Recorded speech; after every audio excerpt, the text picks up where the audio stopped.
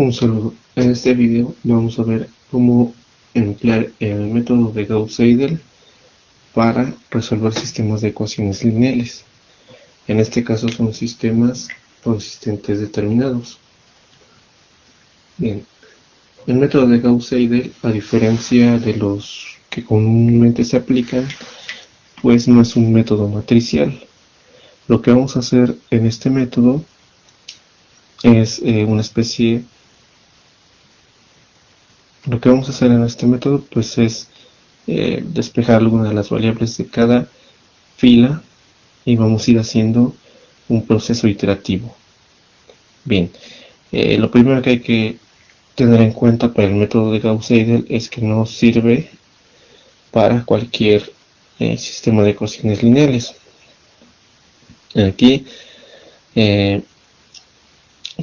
el sistema de ecuaciones lineales se puede representar como AX igual a B, donde A es la matriz de coeficientes de cada una de las ecuaciones, X es la matriz con los valores de cada variable y B es el resultado de cada ecuación. Entonces, este método se aplica solamente para o solamente converge, es decir, llega a un resultado si la matriz A es diagonal dominante. Bien, ¿qué quiere decir esto? Bien, para cada fila va a cumplir que el valor absoluto del valor que se encuentra en la posición II es mayor que la sumatoria de los valores absolutos de los elementos que están en la posición IJ. Para J igual a 1 con J diferente de I hasta N, ¿vale? Donde N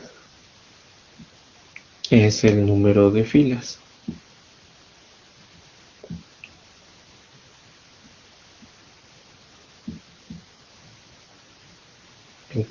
¿Qué quiere decir esto? Bueno, que este elemento es el elemento que está en la diagonal, ¿sale? El que está en la posición II, o sea, el que está en la posición 1, 1, 2, 2, 3, 3, 4, 4, etc. Entonces, el valor absoluto del elemento que está en la diagonal tiene que ser mayor a la sumatoria de los valores absolutos de los elementos que están en la misma fila y columna J. J empieza en 1, no puede ser igual a I, y termina en N, o sea, en el número de filas. Esta matriz A siempre va a ser una matriz cuadrada porque solo es para sistemas consistentes determinados. ¿Qué quiere decir eso? Pues que tienen una sola solución. Y para que se cumpla eso, pues A debe ser cuadrada. En este caso, pues va a ser más fácil verlo con un ejemplo.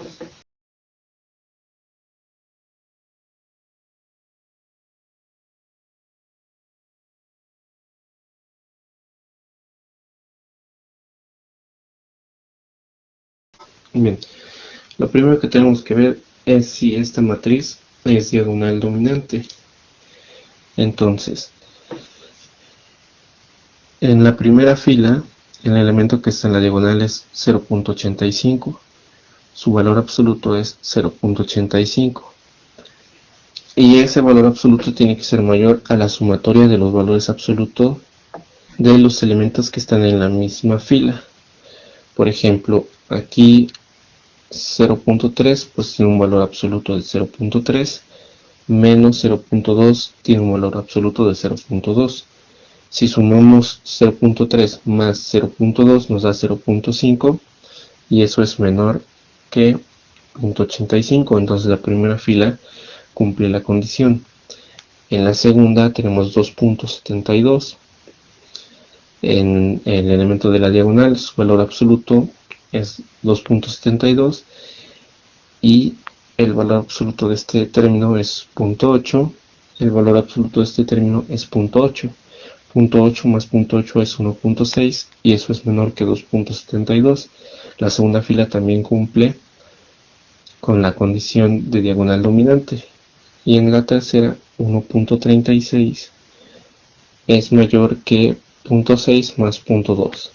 Entonces, este sistema tiene una matriz A diagonal dominante. Bien, ahora, para resolver por Gauss-Seidel vamos a poner que lo vamos a resolver con una tolerancia de 1%, por ejemplo. Entonces lo que vamos a hacer es despejar las variables que están en la diagonal. Por ejemplo, aquí en la primera ecuación vamos a despejar x1, en la segunda vamos a despejar x2, en la tercera x3. Entonces aquí x1 es igual a menos 1.5 menos 0.3 de x2 más 0.2 de x3. Bueno, todo esto sobre 0.85. Para x2, pues vamos a despejar de la segunda fila. Esto va a ser 7.3 más 0.8 de x1 menos 0.8 de x3 sobre menos 2.72 y x3 es igual a menos 2.4 menos 0.6 de x1 menos 0.2 de x2 sobre 1.36. Bien, dijimos que esto es un método numérico. Aquí pues vamos a hacer una tabla para x1,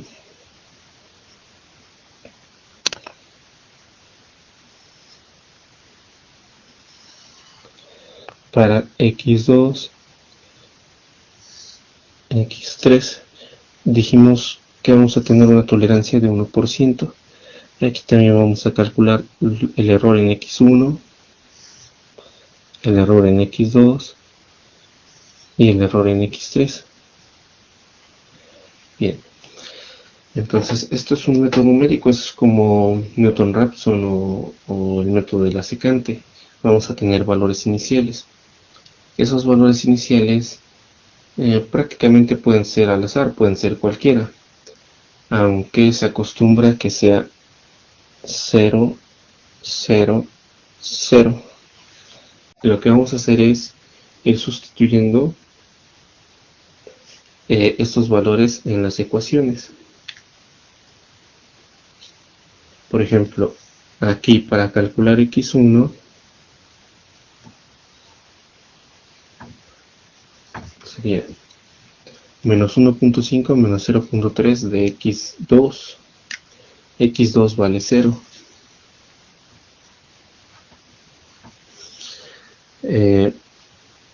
Más 0.2 de x3, pero x3 vale 0. Entonces prácticamente es menos 1.5 sobre 0.85. Esto va a dar menos 1.76, 47. Bien, aquí voy a dejar 4 decimales por el espacio, pero los cálculos los voy haciendo con todos los valores que almacena la calculadora. Bien, vamos a sustituir en x2.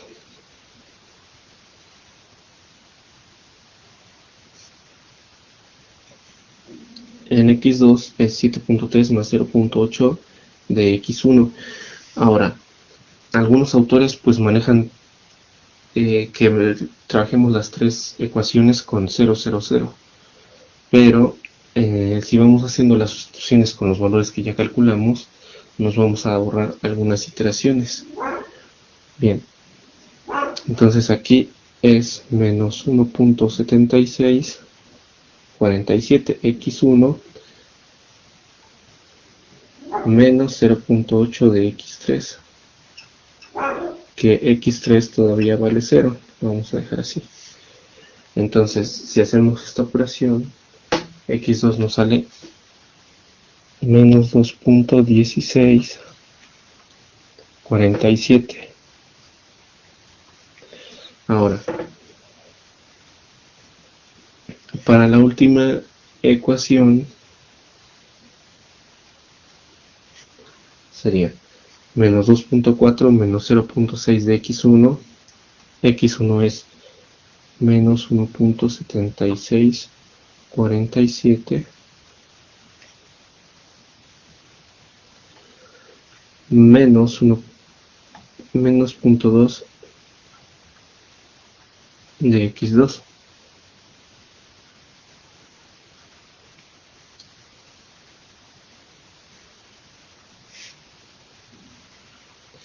Bien, si hacemos estos cálculos, 0.3 es menos 0.6678.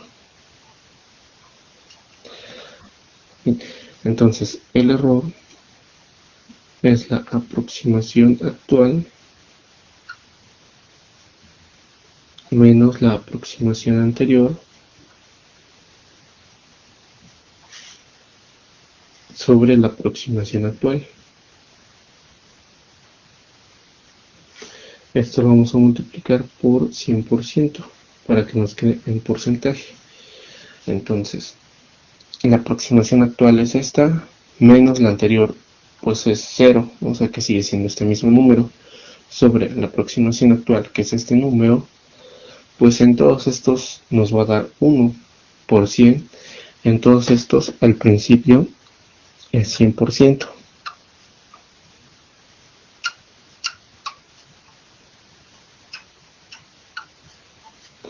Bien, entonces, para el siguiente paso, esta es la primera iteración.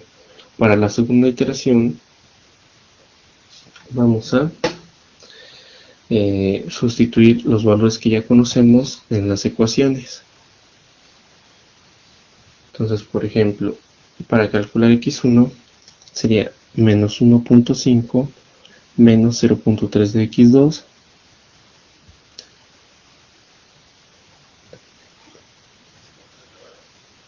más 0.2 de x3.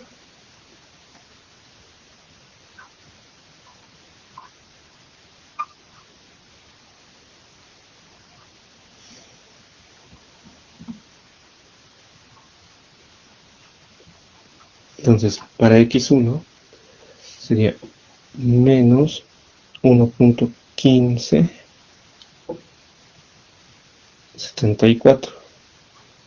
Entonces me recuerdo aquí, no voy haciendo las operaciones con solamente 4 decimales, sino que voy tomando todos los que puede guardar la calculadora. Para x2 sería 7.3 más 0.8 de x1.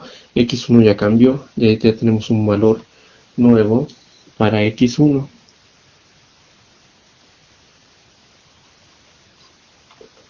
Entonces sería menos 1.1574 menos 0.8 de x3. x3 ahora tiene el valor de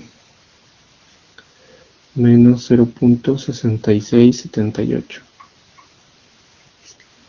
Bien, si hacemos esta operación para x2, nos va a dar menos 2.5397.1. Bien, para x3 es menos 2.4 menos 0.6 de x1, que ahora es menos 1.1574 menos 0.2 de x2. Es el valor que acabamos de calcular.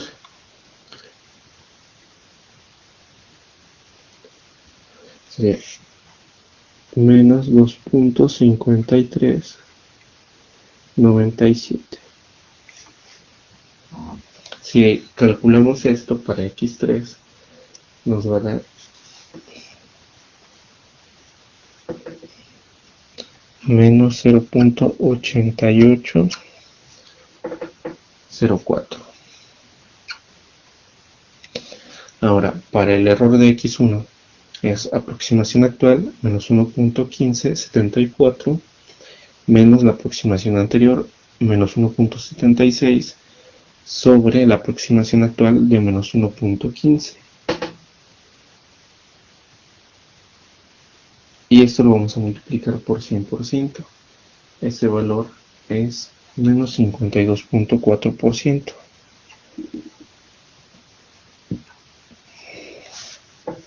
Para el error en x2 sería la aproximación actual menos la aproximación anterior sobre aproximación actual. Eso nos va a dar 14.76%. Y lo mismo para x3, este valor menos este sobre el actual. Eso es 24.1%. Bien, vamos a hacer la siguiente iteración. Esta es la segunda iteración. Vamos con la tercera.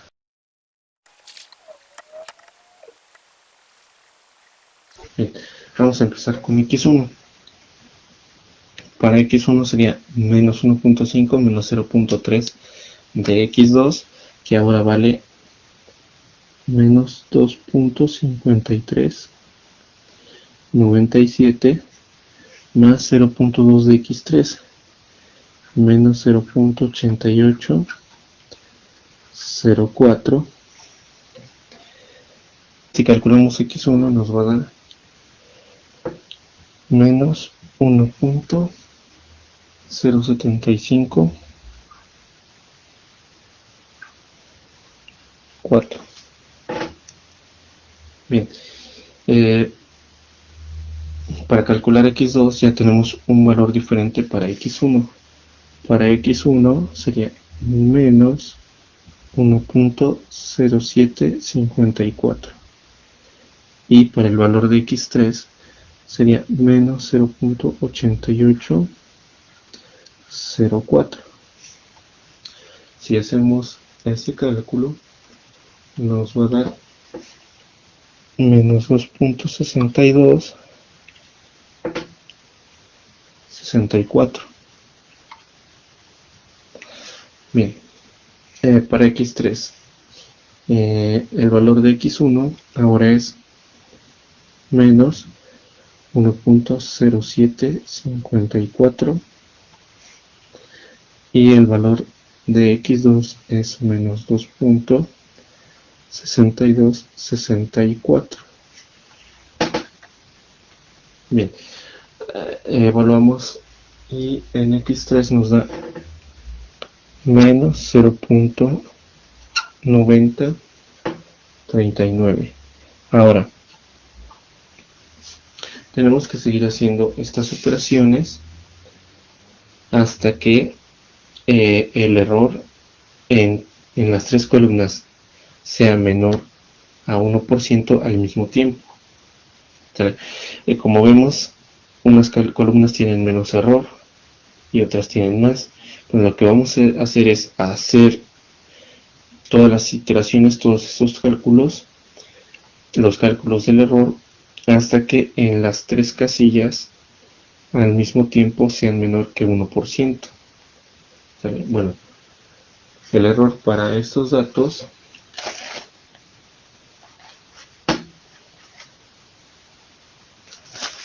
es de menos 7.65%, 3.30% y 2.60%. Entonces hay que hacer estas iteraciones hasta que los tres sean menor a 1%. Aquí Les voy a poner cuánto queda.